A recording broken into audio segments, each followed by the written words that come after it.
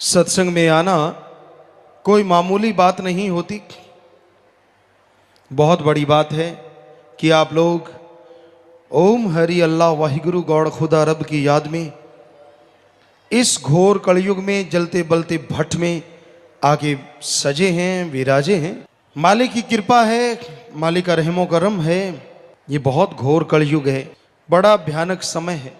इंसान इस कलयुग में अपने मालिक को भुलाता जा रहा है, उसके किए परोपकारों को भुलाता जा रहा है, उसकी दया में रहमत को भुलाता जा रहा है।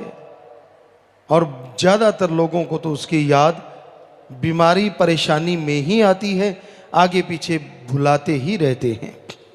तो ऐसे कलयुग में, ऐसे भयानक समय में सत्संग में आना बहुत बड़ी बात है, लेकिन सुन के अमल कमाना अपने भाग्य को बदलने की बात है। अगर आपको लगता है कि आप अनलक्की हैं, आपको लगता है कि आप भाग्यहीन हैं, आपको लगता है कि आप कभी भाग्यशाली बन नहीं सकते, तो सत्संग सुनो और अमल करो, मेहनत करो। मालिक ने चाहा आप अपने भाग्य आप बदल डालेंगे। सत्संग में वो मेथड, वो युक्ति मिलती है जिससे इंसान अपना भाग्य बदल सकता है। हमारा फर्ज आपको बताना है, उस पे आप अमल करते हो या नहीं करते वो आपकी मर्जी है। पर एक कहावत है, कहते हैं कि बच्चे को कोई खिलाता है, माँ बाप को बच्चा बड़ा प्यारा होता है। अब दूसरा आदमी उसको खिलाता है, हंसाता है, वो 99 बार हंसा दे, वो याद नहीं है, पर एक बार रुला दे वो याद रहता है कि इसने मेरे बच्चे को रुलाया क्यों, रोते हुए को 99 बार हंसा दिया, वो याद नहीं। तो ऐसा है ये कलयुग। यानी सतगुर पीर फकीर कितने भी परोपकार करता रहे, कितना भी रहमो करम करता रहे, कितनी कृपा दृष्टि मालिक से दुआ करके करवाता रहे, बस कभी कभार ऐसा ना हो तो यूं बट खा जाता बैठा बैठा। अपनी गलतियां तो जीव निकालता नहीं ना, चक्कर ये है अपनी कमियां, अपनी गलतियां तो याद ही नहीं रहती। बहाना है, बस मन को हवा देने का बहाना है, काल के चक्कर में फंसने का। तो भाई आपसे गुजारिश है, अपने सतगुरु मौला को, अल्लाह वाहिगुरु राम को कभी भूलो ना।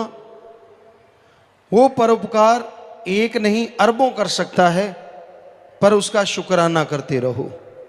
जो शुक्राना करने लगते हैं, मालिक उनकी संभाल आप आके किया करते हैं, क्योंकि वो शुक्राना कभी किसी से लेते नहीं, इसलिए मालिक उसका उद्धार कर देते हैं। तो आपसे गुजारिश यही है कि आप कम से कम मालिक के परोपकारों को याद तो रखो, उसका शुक्राना तो करो। हर समय मन के हाथों मजबूर, हर समय मन के हाथों व्याकुल ना बना करो। भूल गए हो तुम हमें, मालिक कह रहे हैं भगवान, भूल गए हो तुम हमें, हम ना तुम्हें भुलाएंगे। चाहे कुछ भी करें जतन, वापस तुम्हें ले आएंगे, काल से तुम्हें छुड़ाएंगे।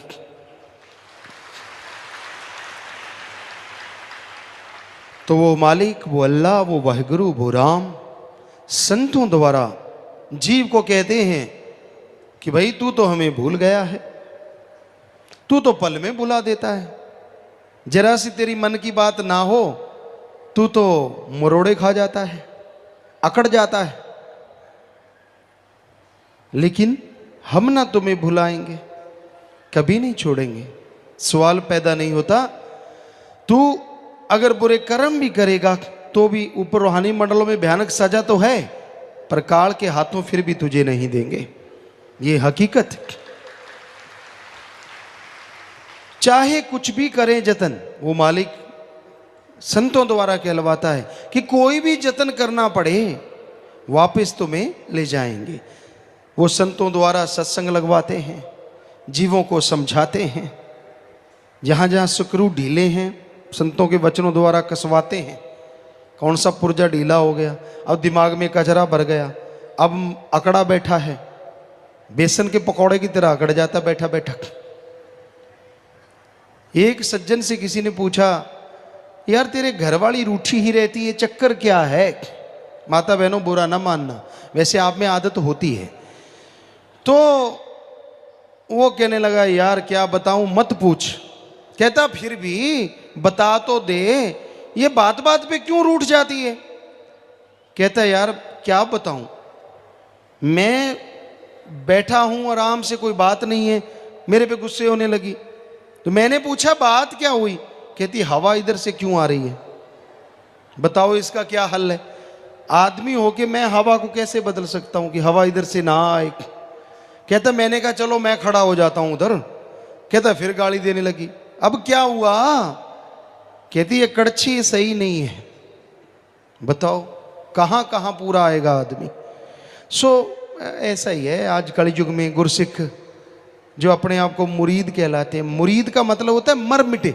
सतगुरु का वचन है जैसा कहे वैसा चले, मुर्दे के समान। लेकिन यहां मुरीद तो कुछ और ही मुरीद है। यहाँ तो कहते गुरु मेरी तरह चले, ऐसे क्यों नहीं किया, वैसा क्यों नहीं, ऐसे होना चाहिए, मेरे हिसाब से ये होना चाहिए, मेरे हिसाब से वो होना चाहिए। तेरे हिसाब से तो रिमोट होना चाहिए, तेरे हाथ में हो। जब बटन दबाए मालिक प्रकट हो जाए, जो चाहे मालिक से मांग ले, जब चाहे मांग ले, फिर तो मजे हैं। ये हो नहीं सकता, संभव तो है, ऐसा संभव है। मालिक रिमोट की तरह काम करेगा। आप सुन्न समाधि में जाओ, 10वां द्वार खोल लो, नूरी स्वरूप के दर्शन कर लो, वो वाकई रिमोट आपके हाथ में दे देगा अपना। चलो करो ऐसे, अगर आपको इच्छा है ना मालिक को कैसा अपना बनाना है तो चलो ऐसे कर लो। इसमें क्या है, रोड पाड़ते रहते हो, छोड़ते नहीं कोई भी सामान। क्या भगवान का नाम लेना ही मुश्किल है, उसमें क्या दुख आता है, क्या तकलीफ आती है बताइए। नाम आपको मिल गया, वो दिमाग में फिट हो गया, जीबा तो हमेशा ही चलती रहती है, ये 2.5-3 इंच की यही तो रुकती नहीं। तो इसको राम नाम की तरफ चला के तो देखो। झूठ बोलते हो, चुगली निंदा करते हो, छल फरेब करते हो, भ्रष्टाचार करते हो, उसके लिए स्कीमें बनाते हो, शातिराना सोच सोचते हो। अरे थोड़ी सी देर राम नाम, अल्लाह वाहिगुरु गॉड खुदा रब का नाम लेके देखो, यकीन मानो आपकी तमाम परेशानियां शनै शनै धीरे धीरे दूर होने लगेंगी। तो आज कलयुग है, इस कलयुग में जीव नमक हराम होते जा रहे हैं।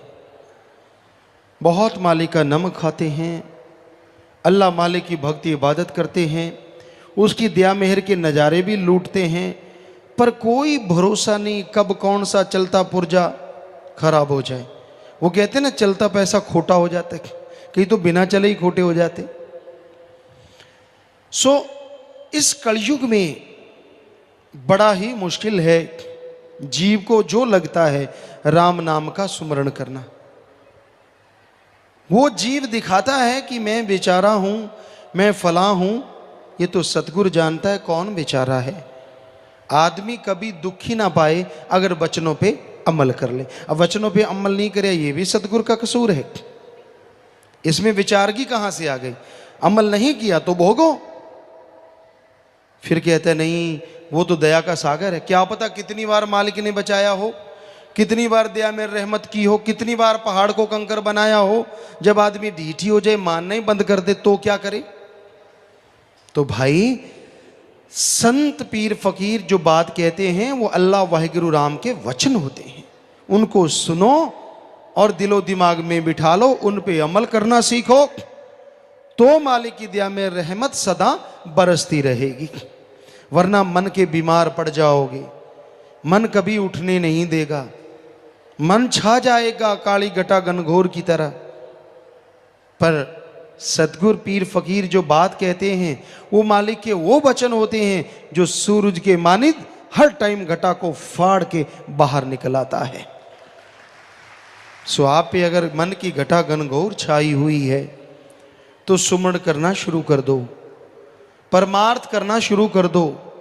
अरे छोड़ दो बदियों को, छोड़ दो बुराइयों को, नाता जोड़ लो नेकी से भलाई से, अल्लाह राम मालिक वाहिगुरु गॉड खुदा रब की भक्ति इबादत से। यकीन मानो वो आपके मन और भयानक कर्मों के उस काली घटा को चीर के बाहर निकाल देगा और आप खुशियों से लवरेज हो जाएंगे। मानो तो सही। अमल तो करो, क्योंकि माने की गति कहीं ना जाए, ना माने पीछे पछताए। मान लो, सुन लो, अमल कर लो, तो जो गति होगी वो कहने सुनने से परे अच्छी होगी। आप बेइंतहा खुशियां हासिल करेंगे, आप बेइंतहा मालिक की दया में रहमत को प्राप्त कर लेंगे। यहां भी आपके कोई कमी आती है, यहां भी आपको कोई परेशानी, खास करके सत्संगी भाई जो राम नाम से जुड़े, काम धंधे में रुकावट आ गई, सेहत खराब हो गई, बीमारियां आ गई, टेंशन है, चिंता है, कोई ना कोई और परेशानियां खड़ी रहती हैं। इनके कारण तो यही हैं, या तो काम वासना में आप तंग हैं, या फिर क्रोध के पीछे मजबूर हैं, या लोभ लालच में पड़ गए, या परिवार के मोह ममता में दुखी हैं, या फिर आपको अहंकार आया हुआ है, या फिर मन और माया ने तड़फाया हुआ है। और इन सब का मेन कारण है कि आपने वचनों पे अमल न करने का एक तरह से कसम खाया हुआ है। वचनों पे अमल कर लो, नाम जपो, सेवा करो, सुमरन करो, परमार्थ करो, कमाई का हिस्सा अपने घर में निकाल लो। अगर आपको किसी पे डाउट है, कोई भी आसपास भूखा है, प्यासा है, बीमार है, उसका इलाज करवा दो, जाओ, तो हम आपको गारंटी देते हैं मालिक की दया में रहमत 100% बरसेगी ही बरसेगी। और कैसे बताएं आपको, क्या घोल के पिला दें? बेपरवाह जी फरमाते, वो भी पिला रहे हैं, कोई पी के अमल करे तो ना। बेपरवाह जी आम फरमाया करते, हम किसी से सुनी सुनाई बात का यकीन कभी नहीं करते। जो सतगुरु ने हमसे वचन किए सामने रूबरू, बहुत बार बेपरवाह जी वचन करते, दिल करता है कुछ घोल के पिला दे, पल में सबको निज धाम पहुंचा दे। तो घोल के भी पिला रहे हैं कि यहां भी, क्योंकि उनके वचन थे तो पिलाना तो था ही उन्होंने। तो भाई ये उनके वचन हैं, पर कोई उस पर भी अमल करे तो ना। पानी समझ लो पानी है, शरबत समझ लो शरबत है, और फकीर कह दें कि नहीं ये तो भाई अमृत है, कोई सुन के उसको मान ले कि ये हरी रस है, ये तो भाई फलां चीज है। तो अगर फकीर कह दे कि ये अमृत, और पानी भी पकड़ा दे एक बूंद, तो अमृत से भी बढ़ के बन जाए दृढ़ विश्वास वाले के लिए, यकीन करने वाले के लिए। रूहानियत में ना तो दिखावे से संत पीर फकीर या मालिक खुश होते हैं, ना कोई पाखंडवाद से, ना आपकी अकल चतुराई से, ना कोई और किसी गुण से, यहां तो अमलों से बेड़े पार हैं। संत कोई की गारंटी नहीं लेते कि आप पे रहमत होगी या आप पे आपकी बीमारियां ठीक होंगी। वो गारंटी लेते हैं कि अमल कर लोगे, अरे ये बीमारी तो क्या, आवागमन भी खत्म होगा और मालिक के नूरी स्वरूप के दर्शन भी होंगे। इन चीजों की तो बात ही क्या है, ये गारंटी देते हैं संत, पर साथ में शर्त रखते हैं अमल मानो। किसी की बातों में, पाखंड में मत आओ, किसी के झांसे में मत आओ।